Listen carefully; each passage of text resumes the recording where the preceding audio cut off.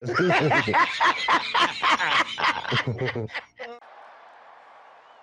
about them Cowboys?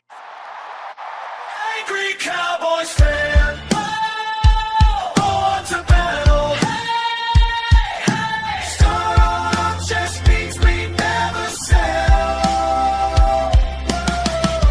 America's team through thick and thin. When the star shines bright, that's when we win. Angry Cowboys fan. Yo, what's going on, Cowboys Nation and Angry Cowboys fans around the world? Y'all know who it is. It's your man, the Angry Cowboys Fan. Sorry to hit y'all with such a late video, but hey, as you can look on my face, I'm kind of giddy. I'm kind of giddy with how the 2025-2026 NFL playoffs have started to turn out. How Super Wildcard Weekend has turned out for our Dallas Cowboys. So let's go ahead and talk about that during this Raw and Uncut. Get ready for the Angry Cowboys fans, Raw and Uncut. I'm being keeping it real. Man, keep it real. That's real.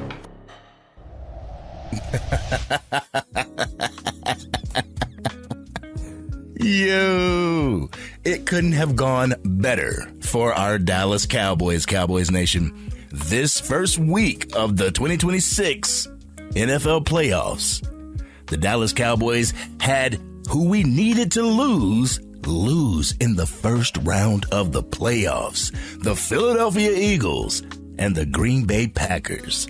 You know, I was happy when the Green Bay Packers lost their game to the Chicago Bears. I was happy. I wasn't happy at the fact that Micah Parsons had to miss the game because of an injury. That really sucks. You know, I don't wish injury upon anybody. Yo, Micah Parsons, get well soon. Hopefully the Green Bay Packers will have you toward the middle of the season next year, because nobody deserves to go down to an injury and miss out on the opportunity to shoot for a Super Bowl. So they should have you in there, bro. But real talk, the Green Bay Packers losing solidified the Dallas Cowboys' second first-round pick at number 20. So right now we are at, I believe, pick 14 and pick 20.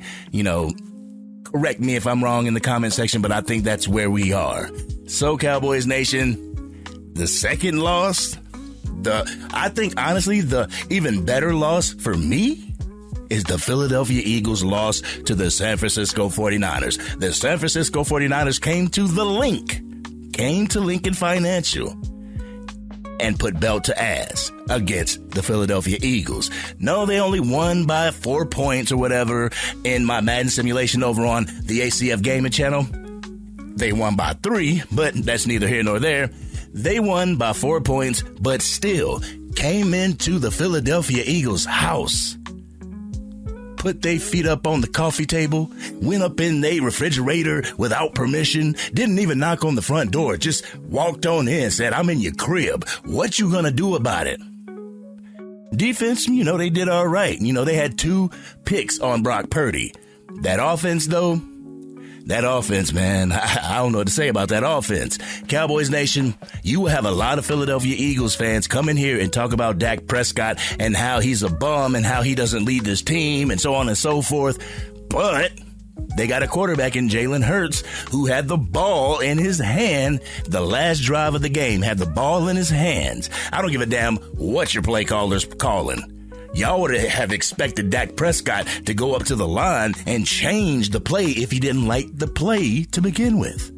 Why didn't Jalen Hurts do that? Jalen Hurts, 20 for 35 with 1 touchdown. I actually want to go into the full box just to see what his stats were.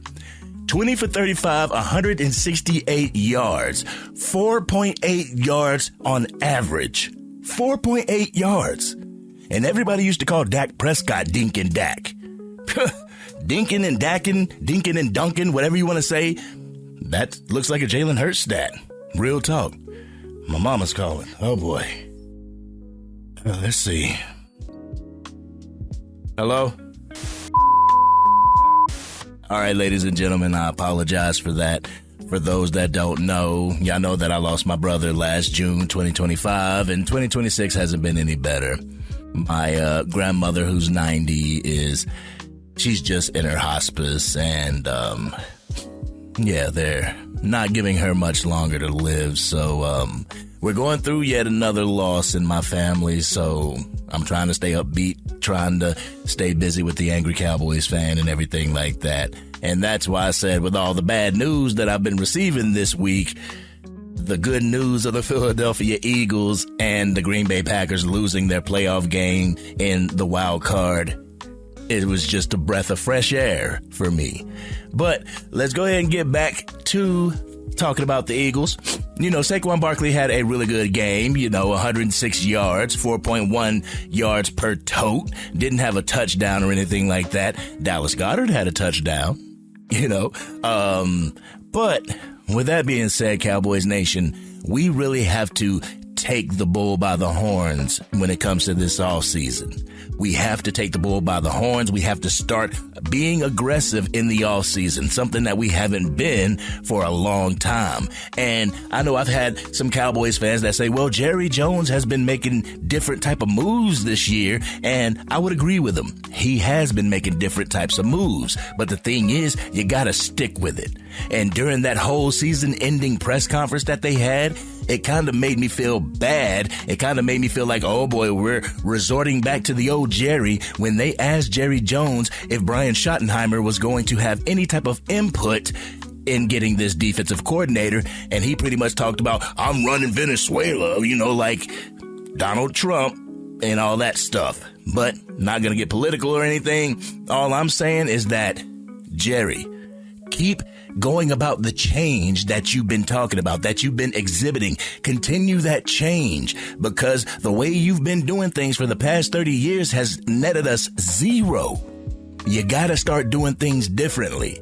You do things differently. You give your head coach more autonomy over the player personnel, more say over who the staff is on this team, because we tried it your way with Matt Eberflus. It didn't work. Now let's go ahead and try Brian Schottenheimer's way. Get him somebody in here that they can work together. You don't see them during football games yelling at each other. Well, Brian Schottenheimer yelling at Matt Eberflus. Get somebody in here that can coexist, where the cohesion and the continuity is good within the Cowboys locker room. But Cowboys Nation, this tickled me pink, and I'm over on X. I'm, scrolling the timeline looking for any Philadelphia Eagles content creator that I saw when the Dallas Cowboys were losing during the season. I saw them every single week posting about Dak Prescott, posting about the Dallas Cowboys, posting all this negativity. But as soon as the Philadelphia Eagles lay an egg in the wild card round of the playoffs, guess what? Crickets. You don't hear anything. You don't see any posts. I was looking for posts. I was looking for Speak Easy and Shady McCoy to go live like they did when the New York Giants beat the Dallas Cowboys. Nope, they didn't go live. Why? Because everybody knows that the Philadelphia Eagles aren't as good as they are projected to be. They're not as good as their fan base puts them out to be. Their defense is solid. Their offense has questions. And you see A.J. Brown having issues. A.J. Brown went to the locker room, hugged his guys, dapped his guys up, and didn't even talk to the media. But that time that Micah Parsons didn't talk to the media after the Green Bay Packers lost when he played for the Dallas Cowboys, Eagles fans was going off on Micah Parsons. They was going off on, man, you should at least talk to the media. You should at least do this, that, and the third. They ain't saying that about A.J. Brown. But the thing is, Cowboys Nation, if Dak Prescott had the same numbers as Jalen Hurts, 20 for 35, 168 yards, 1 touchdown, what would y'all had said about Dak Prescott? Y'all would have been like, get him out of here. He's not nothing. He's not ish. Get him out of here. He can't lead this team, even though some Cowboys fans expect him to carry the team. And speaking of carrying the team, we can look right here and notice who carries the Philadelphia Eagles team. It's not their quarterback. It's not Jalen Hurts.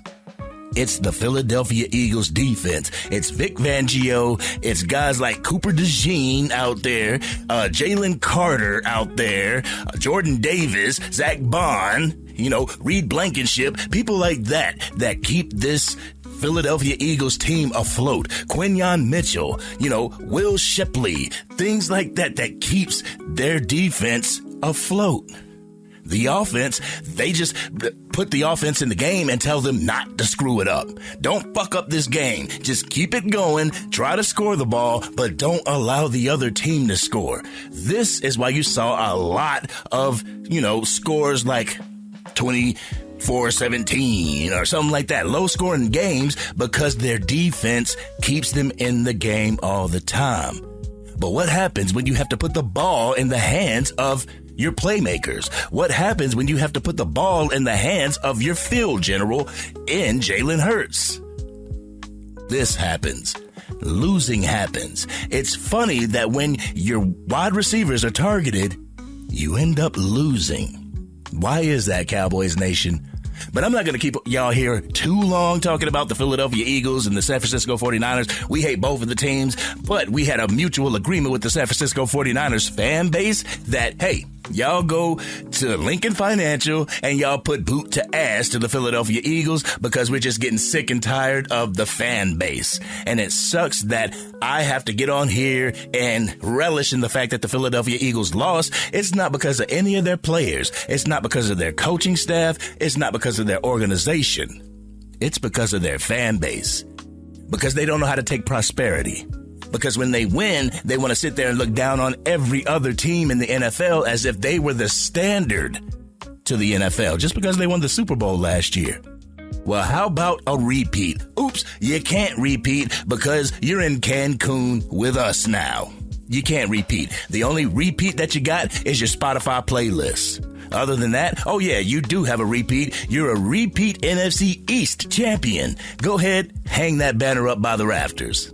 But this has been your man, the Angry Cowboys Fan. Cowboys Nation, my apologies for that little intermission in the middle of this video. Had to talk to my mom with everything going on with my family and my grandmother being in hospice and everything. I asked for your guys' prayers. I'm going to have to get down there. Don't know how I'm going to get down there, but it is what it is.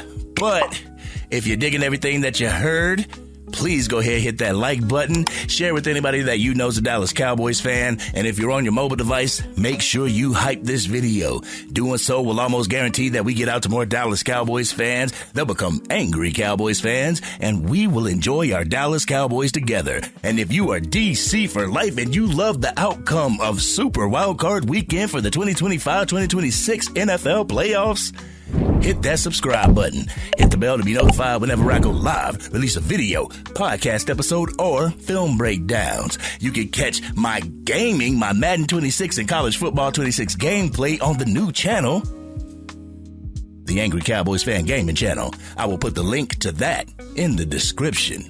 But Cowboys Nation, you can go ahead and get your champagne out. You can go ahead, if you don't drink champagne, you can go ahead and get a champagne glass and put some ginger ale in it or some sparkling cider. Go ahead, drink that up because the Philadelphia Eagles are going to Cancun starting tonight.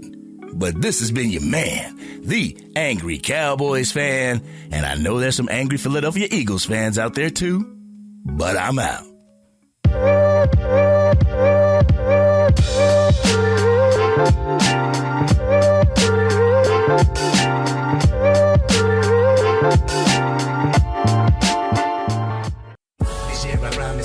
Dang, Angry Cowboys fan, you done made it through the entire video. But if you want more content, you can definitely go to this video right here. Or if you want the latest episode of the Angry Cowboys Fan podcast, you can go right here. But whatever you do, like, share, and subscribe to the channel, but remain DC for life.